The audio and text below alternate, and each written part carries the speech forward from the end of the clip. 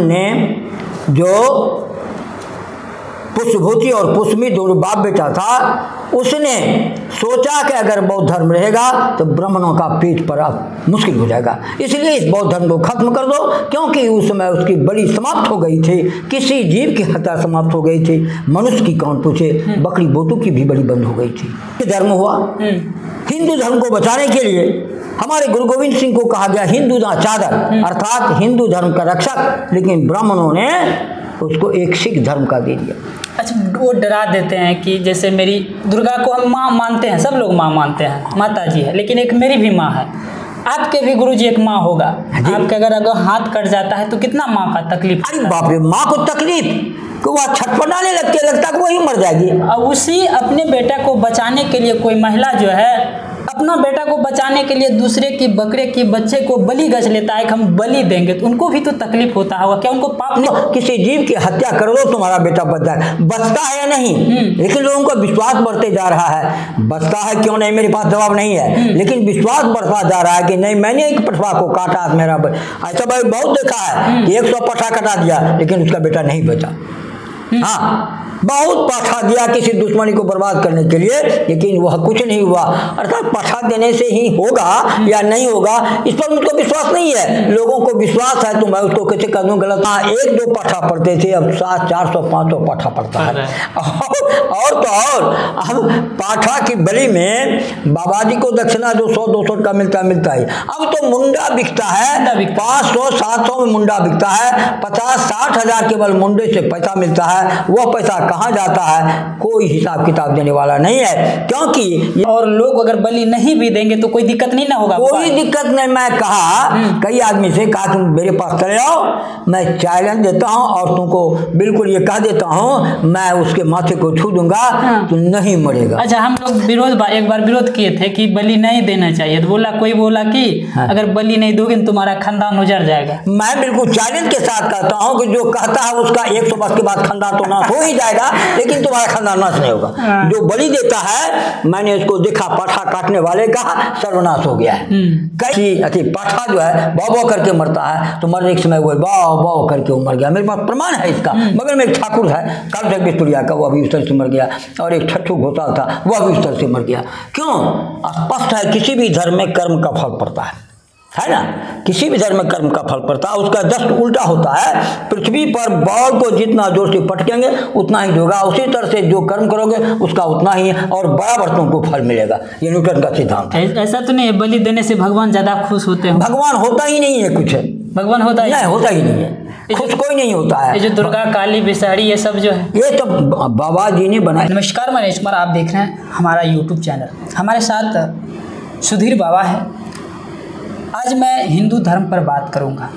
हिंदू धर्म में जो है अभी का जो एक सीजन चल रहा है दुर्गा पूजा को लेकर, दुर्गा पूजा में बलि दिया जाता है। अब मैं इसी बलि पर जो है चर्चा करूंगा कि बलि हिंदू धर्म में देना या सही है या गलत। तो मैंने बहुत सारे सवाल तैयार करके लाया हूं, और एक एक सवाल की जो है हम आप लोगों को जवाब दिलवाएंगे आखिर सही है या गलत। बहुत सारे नौजवान हैं इनका समर्थन करते हैं बलि प्रथा का, लेकिन हम लोग कड़ा विरोध करते हैं। तो हम सोचे क्यों नहीं बुद्धिजीवी लोगों से जाके, पढ़े लिखे लोगों से जाके आपको रूबरू कराऊं। तो पहला सवाल है गुरुजी कि हिंदू धर्म में बलि देना सही या गलत?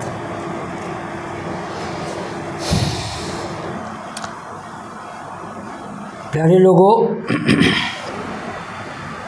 मैं हिंदू धर्म के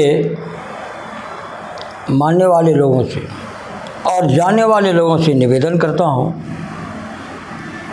कि पहले वो हिंदू धर्म को समझें कि वास्तविकता हिंदू धर्म है क्या। लोग बदल बदल करके इसका नाम रखते हैं। एक समय इसको सनातन धर्म कहते थे लोग, उसके बाद वैदिक धर्म हो गया, उसके बाद भागवत धर्म हो गया, और मुस्लिम काल में बड़ी चतुराई से इसका नाम मुस्लिम के बदले हिंदू धर्म रख दिया। अब सवाल है, बहुत सारी व्याख्याओं के अंदर तो जाना बहुत बड़ी बात होगी, लेकिन इनका जो प्रश्न है बलि देना हिंदू धर्म में, अभी अभी एक बड़ा उत्सव चल रहा है जिसको लोग विजयादशमी कहते हैं, दशहरा कहते हैं। और इसमें एक देवी है जिसका कई नाम है, सैकड़ों नाम है इसके। दुर्गा भी है, आरजा भी है, भगवती भी है, बहुत सारे नाम है। उसमें एक नाम वैष्णवी भी नाम है। बिल्कुल है ना। बिल्कुल। और एक स्थान भारत में कश्मीर में है, वहाँ इस देवी का नाम वैष्णो देवी है ना। बिल्कुल विष्णु देवी। इससे स्पष्ट पता चलता है कि यह देवी वैष्णव थी। है ना। अब वैष्णव स्वयं यह है, तो इसको साकट कैसे बना दिए भाई, ये सवाल उठता है। कब से इन्होंने मांस खाना शुरू कर दिया, और उसमें भी मांस मैं कहूँगा अभी 10 दिन हुआ पेपर में मैंने पढ़ा, पूर्वी चंपारण में एक जगह है, उस मंदिर का इतिहास लगभग 600-700 वर्ष हो गया, और कहते हैं कि यहाँ पर अल्लाह उदल के मामा के द्वारा इस दुर्गा मंदिर की स्थापना की गई थी, और इसका नाम नरवली दुर्गा मंदिर था। मैंने पेपर में पढ़ा इधर, और उसका नाम नरदेवी दुर्गा मंदिर अभी हो गया है। लोगों ने जब पता किया तो बताया गया कि यहाँ पहले 108 मनुष्यों की बलि दी गई थी। अब यह सवाल उठता है, मनुष्यों की बलि ये कहाँ तक सच है? इसका कोई प्रमाण है कि हाँ, प्रमाण है। पहले बलि पड़ा था मनुष्य का? हाँ, मनुष्य का पड़ा। यही चोहर स्थान में एक काली मंदिर था, जहाँ एक मनुष्य की बलि देकर के स्थापना की गई थी। अब सवाल है किस मनुष्य की? बच्चों ने जो प्रश्न किया तो इसका जवाब मेरे पास है जी। ईस्वी सन से 186 वर्ष, ईस्वी सन से 186 वर्ष पूर्व सम्राट अशोक चंद्रगुप्त वंश के जो थे, उनके अंतिम सम्राट बृहद्रथ की हत्या करके 3 लाख बौद्ध को कत्ल कर यहाँ बौद्ध धर्म को समाप्त किया है। इसका इतिहास में एक नहीं दो नहीं हजारों जगह इतिहास में इसका प्रमाण मिलता है कि बृहद्रथ की हत्या किया, और उसके साथ साथ 3 लाख बौद्ध की हत्या करके, और उसकी हत्या किसी देवी मंदिर के सामने की गई।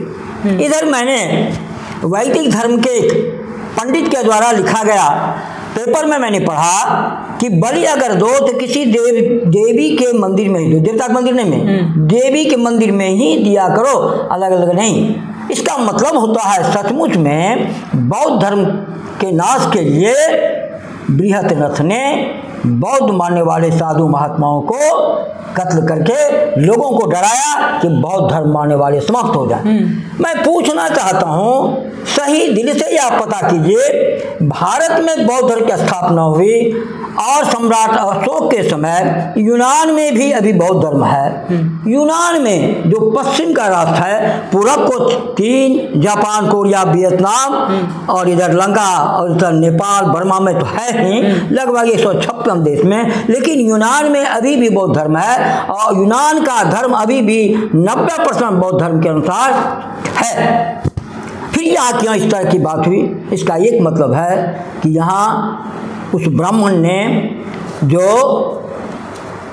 पुष्पभूति और पुष्पमी दोनों बाप बेटा था, उसने सोचा कि अगर बौद्ध धर्म रहेगा तो ब्राह्मणों का पेट पर अब मुश्किल हो जाएगा, इसलिए इस बौद्ध धर्म को खत्म कर दो, क्योंकि उस समय उसकी बलि समाप्त हो गई थी, किसी जीव की हत्या समाप्त हो गई थी, मनुष्य की कौन पूछे, बकरी बोतू की भी बलि बंद हो गई थी। और अगर ये बलि नहीं रहता है ना, तो ये समाज कितना अच्छा रहता। बलि दे करके ब्राह्मणों का एक प्रभाव वर्चस्व इस धरती पर, भारत की धरती पर दिया गया। और अभी आप सर्वत देखिए, यहाँ कोई धर्म नहीं है, हिंदू धर्म नहीं, इसको मैं ब्राह्मण धर्म कहता हूँ, जिस बात में नहीं तो प्रमाण देखिए। हमारे यहाँ सिख धर्म हुआ, हिंदू धर्म को बचाने के लिए हमारे गुरु गोविंद सिंह को कहा गया हिंदू ना चादर, अर्थात हिंदू धर्म का रक्षक, लेकिन ब्राह्मणों ने उसको एक सिख धर्म का दे दिया। अच्छा, वो डरा देते हैं कि जैसे मेरी दुर्गा को हम माँ मानते हैं, सब लोग माँ मानते हैं, माता जी है, लेकिन एक मेरी भी माँ है, आपके भी गुरुजी एक माँ होगा, आपके अगर हाथ कट जाता है तो कितना माँ का तकलीफ। अरे बाप रे, माँ को तकलीफ कि वह छटपटाने लगती है, लगता है कि वही मर जाएगी। और उसी अपने बेटा को बचाने के लिए कोई महिला जो है अपना बेटा को बचाने के लिए दूसरे की बकरे की बच्चे को बलि गज लेता है कि हम बलि देंगे, तो उनको भी तो तकलीफ होता होगा, क्या उनको पाप नहीं, सवाल है कि ब्राह्मणों ने कितना भय दिया है। अगर तुम अपने बेटे को बचाना चाहते हो, किसी जीव की हत्या कर दो, तुम्हारा बेटा बच जाए। बचता है या नहीं, लेकिन लोगों का विश्वास बढ़ते जा रहा है। बचता है क्यों नहीं, मेरे पास जवाब नहीं है, लेकिन विश्वास बढ़ता जा रहा है कि नहीं, मैंने एक पठवा को काटा, मेरा ऐसा भाई बहुत देखा है कि 100 पठा कटा दिया लेकिन उसका बेटा नहीं बचा। हाँ, बहुत पाठा दिया किसी दुश्मनी को बर्बाद करने के लिए, लेकिन वह कुछ नहीं हुआ। अर्थात पाठा देने से ही होगा या नहीं होगा, इस पर मुझको विश्वास नहीं है। लोगों को विश्वास है तो मैं उसको कैसे कह दूं गलत या सलत है, ये तो लोगों की बात है। मैं कैसे कह दूं कि खराब बात है, लोगों को विश्वास हो जाता है। इस तरह से हम देख रहे हैं हमारे गांव में जहाँ 1-2 पाठा पढ़ते थे, अब 400-500 पाठा पढ़ता है। और तो और अब पाठा की बलि में बाबा जी को दक्षिणा जो 100-200 का मिलता है। अब तो मुंडा बिकता है, 500-700 में मुंडा बिकता है, 50-60 हजार केवल मुंडे से पैसा मिलता है। वह पैसा कहाँ जाता है, कोई हिसाब किताब देने वाला नहीं है, क्योंकि यह पूजा भी किसी खास जाति वर्ग के अंदर है। बाकी यहाँ के 90% लोग जो है, जिसको हम बैकवर्ड कहते हैं, इस पूजा से उसको कोई लेना देना नहीं है। वह जाता पठवा दे देता है, वह जाता है चंदा दे देता है, वह जाता है मिठाई चढ़ा देता है, वह प्रणाम पाती करके चला जाता है। इसे लेना देना उसको सही जानकारी नहीं है कि इस पूजा के अंदर रहस्य क्या है।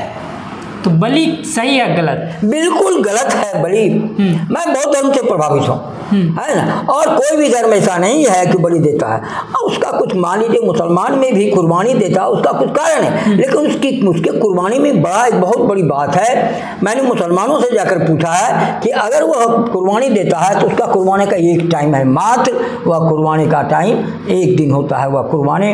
और कुर्बानी दे करके बड़ा प्रेम से उस खस्सी को पालता है, और जब एक टुकड़ा हर एक मुस्लिम के घर में वह पहुंचा जाता है। और ये नहीं रहता कि फलना के पास एक मांस भी नहीं पहुंचता, क्योंकि उस समय खाने के लोगों को नहीं मिलता था। इसलिए मोहम्मद साहब ने कहा कि भाई देखो बड़ी मुश्किल है, गरीब घर के घर में अनाज भी नहीं मिलता तो मांस खाने की बात हो क्या। उन्होंने ये प्रथा चलाई। मैं उसका विरोध नहीं करता, मैं किसी चीज़ का विरोध, लेकिन उसके अंदर में जो रहस्य है उसको जानने की कोशिश करना चाहिए। और मैं बड़ी प्रथा का बिल्कुल विरोधी हूँ।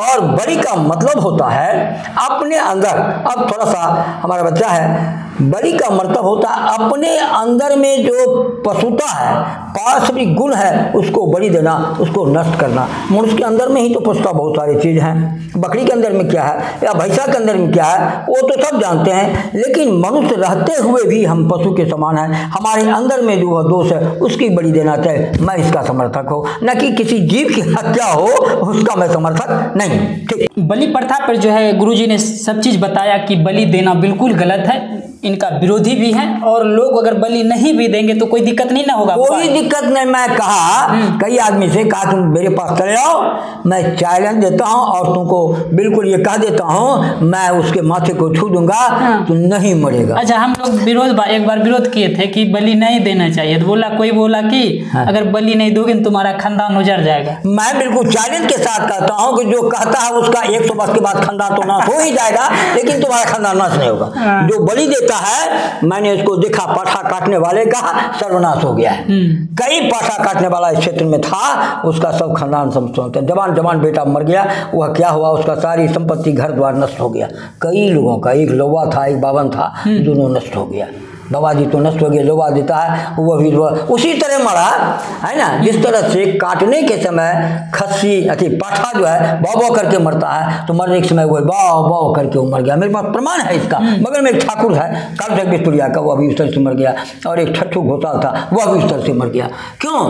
स्पष्ट है किसी भी धर्म में कर्म का फल पड़ता है ना, किसी भी धर्म में कर्म का फल पड़ता है। उसका जस्ट उल्टा होता है। पृथ्वी पर बॉल को जितना जोर से पटकेंगे उतना ही होगा, उसी तरह से जो कर्म करोगे उसका उतना ही और बराबर तुमको फल मिलेगा। ये न्यूटन का सिद्धांत है। ऐसा तो नहीं है बलि देने से भगवान ज़्यादा खुश होते हैं? भगवान होता ही नहीं है, कुछ भगवान होता ही नहीं, होता ही नहीं है। खुश कोई नहीं होता है। ये जो दुर्गा काली विषहरी ये सब जो है, ये तो बाबा जी ने बना, ये ऐतिहासिक बात है। दुर्गा काली क्या है, एक ऐतिहासिक। अब दुर्गा के बारे में पूछा, इसका नाम आरदा है, इसका नाम ब्राह्मणी है, और इस ब्राह्मणी ने बड़े चाल से यहाँ से ब्राह्मणों का राज स्थापित किया है।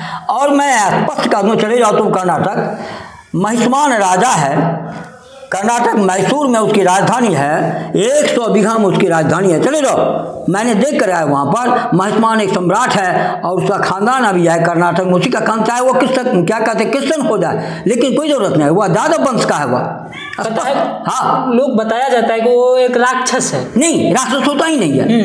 राक्षस ब्राह्मणों में एक जात होता है, वो ब्रह्म राक्षस होता है। हमारे यहाँ मनुष्य में, आदिवासियों में राक्षस नहीं होता है, ब्रह्म राक्षस होता है। ब्राह्मणों में एक जात होता है ब्रह्म राक्षस, हाँ वो भले होता है, लेकिन वो राक्षस नहीं था। राक्षस जाति होती है, वो ब्राह्मणों में होता है, शूद्रों में नहीं होता है। और हम लोग यहाँ के मूल आदिवासी हैं, इसमें आदिवासी में कोई राक्षस नहीं होता है। पूजा किसका करना चाहिए, दुर्गा या उस वो जो आप राजा बोल रहे हैं, क्या नाम है उसका बोले? पूजा तो महिषासुर की पूजा हो रही है वहाँ। हाँ, पूजा हो रही है, झंडा पूजा होती है वहाँ का, लोग पूजा करते हैं, क्योंकि उन्होंने अपने इस देश के आदिवासियों के लिए बहुत संघर्ष किया और लड़ते रहा। लेकिन हारने के बाद भी इन ब्राह्मणों ने एक ऐसा चाल चल दिया कि दुर्गा की पूजा शुरू हो गई।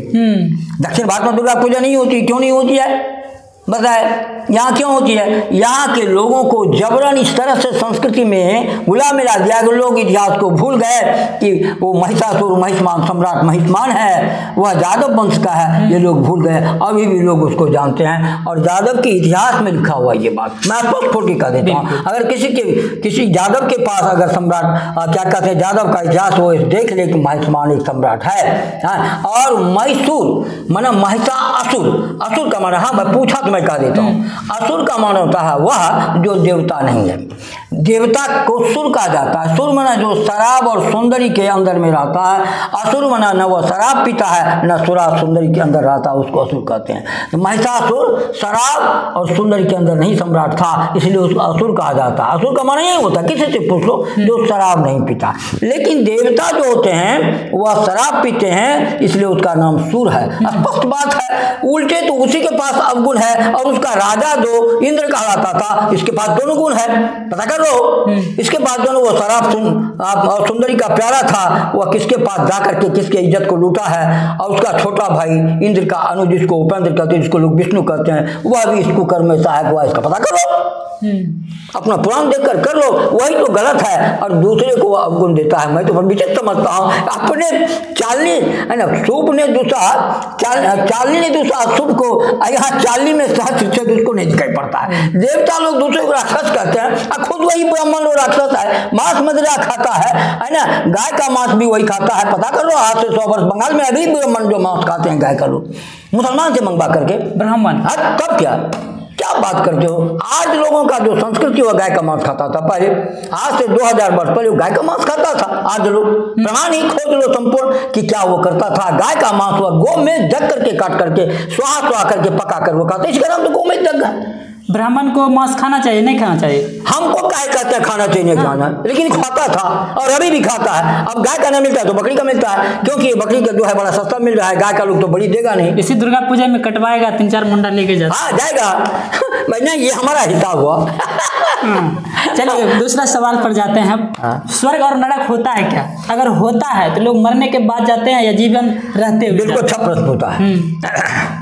हमारे गुरुदेव महर्षि में परमा जी ने शरीर छोड़ा, शरीर छोड़ा, स्वर्ग नहीं हम बोलते हैं, अपने शरीर को छोड़ दिया। जैसे हम घर को छोड़ करके बाहर निकलते हैं जी, उसी तरह से मेरा यह घर है, 100 वर्षों के लिए है, 50 वर्षों के लिए, इसका कोई निश्चित नहीं है। रेंट पर जो रहता है तो उसका है कि घर रहेगा, उसका नहीं ना, वो निकल जाता है। उसी तरह से ये शरीर जो है, अब किसी के द्वारा, माँ के द्वारा हो या परमात्मा के द्वारा हो, ये बात स्पष्ट हम नहीं कहेंगे, लेकिन हमको माँ के द्वारा सही मिला है, अब पिता के द्वारा बीज मिला है, हमको ये शरीर प्राप्त हुआ। ठीक है, इस शरीर को छोड़ने के बाद अब विश्वास लोगों को है कि स्वर्ग प्राप्त होता है। अब देखिए एक बात एक बीच में लो, ये अपने हिंदू धर्म के अंदर की बात है। मुस्लिम धर्म में स्वर्ग प्राप्त नहीं होता है, नहीं होता है। वह कब होता है स्वर्ग प्राप्त? जब कयामत होगी लाखों वर्ष के बाद सारी जो आत्मा है उसी कब्र में रहेगा, और जब कयामत होगी तो अल्लाह जो है एक बहुत बड़ा बिगुल फूकेंगे, क्या कहते हैं, मोहम्मद साहब बिगुल फूकेंगे, और तब जो है सारी आत्माएं खराब होगी, और जब वहाँ खड़ा होंगी सारी आत्मा अपना शरीर पुनः उसी शरीर को जागी सोना पड़ेगा।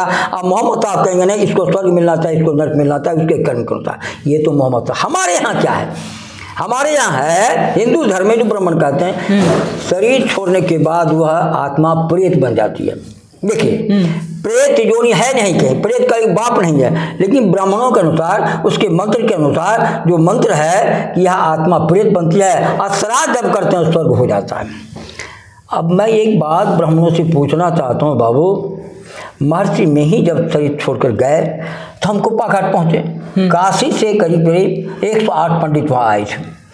हम चूँकि लेट से पहुँचे, संसेवा से मैंने पूछा तो सुने यहाँ 108 पंडित आए थे, श्राद्ध हुआ आपके द्वारा, तो हम पर बड़ी बिगड़ गए कि तुम पढ़े लिखे पंडित होकर के यही हम करेंगे।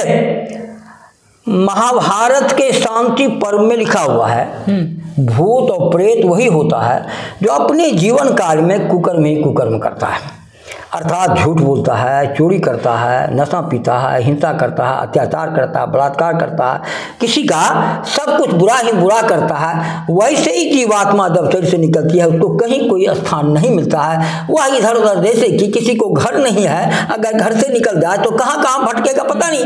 उसी तरह से अगर ये आत्मा है ना, अगर विश्वास है तो इससे निकलेगी तो कहाँ जाएगी तो पता नहीं है उसको, है ना, इसीलिए उसको प्रेत कहा गया, कहीं जगह नहीं मिला, वो प्रेत है। महाभारत के शांति पर्व में लिखा हुआ है बात, भाई प्रेत कौन होगा, प्रेत सभी कोई नहीं होता, ऐसे कुकर्मी होते। अब स्वर्ग क्या होता है, स्वर्ग का अर्थ जब हमसे पूछा गया तो कि संस्कृत के पंडित हैं, तो मैंने कहा भाई स्वर्ग का अर्थ नहीं जानते हम साफ कर दिए, जानते हुए महात्मा के सामने मैंने कहा संसेवा के सामने नहीं जानते हैं, तुम नहीं जानते हो, बताओ स्वर्ग का संधि विच्छेद का, कहा मैं संधि विच्छेद बोल दूंगा, उसका अर्थ होता है स्व दुर्गौ, कहा ठीक है, स्व माने क्या हुआ अपने अंदर, गौ माने चला जाना, अर्थात आत्मा के अंदर ही आत्मा समा जाए, अर्थात संसार में कोई मोह माया ममता नहीं रहे, कोई लोभ लाभ नहीं रहे, कोई द्वेष नहीं हो, उसी आदमी को कहते हैं स्वर्ग चला गया। अब देखिए अपने अंदर में जो समा गया, आत्मज्ञान जिसको हो गया, आत्म प्रकाश जिसको हो गया, इसी को भगवान बुद्ध ने कहा है अपनी भाषा में अंधकारेण ओनद्धा, ए लोगो तुम अज्ञानता रूपी अंधकार में डूबे हो,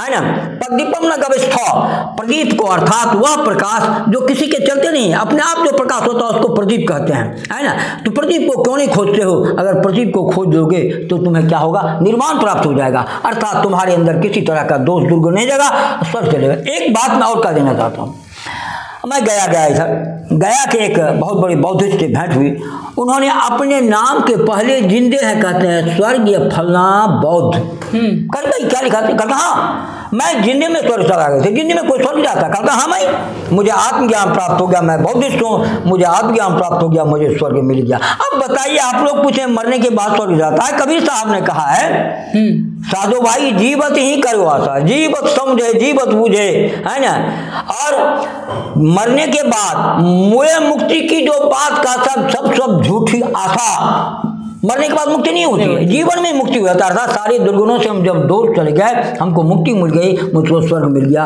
स्वर्ग माना ही होता है सब सुख प्राप्त हो गया, और वह सब सुख मनुष्य को इसी पृथ्वी पर देख लेता है ना। कहा गया है अगर कहीं स्वर्ग है इसी धरती पर है, कहीं स्वर्ग है इसी धरती पर है, और यहाँ जब किसी चीज की किसी को कमी नहीं रहती है उसी को स्वर्ग कहते हैं। अच्छा, मेरे पिता, मान लिया कोई किसी का पिताजी मर जाता है, ठीक, कहते हैं कि ब्राह्मण को दान दीजिएगा तो आपके पिताजी को स्वर्ग पहुंचा देंगे, स्वर्ग में जगह मिलेंगे। ब्राह्मण को दान करने से मेरे पूर्वजों को स्वर्ग मिलता है क्या? अब मैं ये पूछ देता हूँ, हमारे बगल में, मैं नाम नहीं कहूँगा, एक राजा साहब, हाँ मेरा नाम का, तो राजा साहब के पुत्र इंग्लैंड में रहते थे, बड़ा पुत्र, वो मर गए तो उसका छोटा बेटा उतना तेज नहीं था, तो रानी साहिबा के पास एक बड़े पंडित आए, कहा कि हजूर राजा साहब चले गए, इनका श्राद्ध बढ़िया से होना चाहिए। तो श्राद्ध में मुंशी जी मिल करके अब बाबा जी मिलके करीब 75% संपत्ति को बर्बाद कर दिए। बाद में अब आए तो सिर्फ एक राजा साहब का घोड़ा, जो बनोटा घोड़ा था, वह रखा हुआ था। जब वह इंग्लैंड से उनका बड़का बेटा आया तो बाबा जी को हुआ चलो फिर इनसे भी कुछ ठगे आए, तो तो बाबा जी आए, प्रणाम पाती के बाद आए, बैठाए, और वो राजकुमार जो था इंग्लैंड से, बड़ा सोच रहा मेरी 75% संपत्ति श्राद्ध घर में खत्म, बड़ी चिंतित थे। तो ये पूछते हैं राजकुमार कि प्रणाम पंडित जी, कुछ ठीक सब ठीक ठाक है, कुछ बाकी नहीं? कहते नहीं, सब ठीक ठाक है, एक तो बाकी रह गए। तो बाबू ना हमारा सपना गलत है कि स्वर्ग तो बहुत दूर से बड़ो बड़ो है, 200-400 कोस के है, हमें घूमे में पैदल नहीं घूमे छे, हमरा एक जो घोड़ा दे दिया, वो घोड़ा जो चढ़े जाए तो घोड़ा जो हमारा दे रहा हम घूरबे। कहते ठीक है तुम ले, लेकिन हमरा बापा पहुँच ही जाना थे। कहते बिल्कुल पहुँचे। बस वो बेचारे चले, घोड़ा भी चला गया, और वो अपने घर पर, संजोग से उसका जमीन इसी बिहार में था। और वो बाबा जी मरवा के, मैं तो कहता हूँ मरवा से चोड़ा रात के उसी घोड़वा पर चढ़ कर, राजकुमार ने देखा कर ये ब्राह्मण मेरे घोड़वा पर चढ़ कर आगे मेरे बाप को पहुंचा देंगे, ये घोड़वा पर दौड़ा वो, और रास्ते में गए, बाबा जी ये घोड़ा मेरा पहुंचा नहीं। अब तो कुछ गाड़ी गलौज देते हुए ले गया उसको अपने घर पर, कहा कि जल्दी जितना हमारा संपत्ति तुम लुटा, जल्दी पहुंचा, मारते मारते ठीक कर देंगे।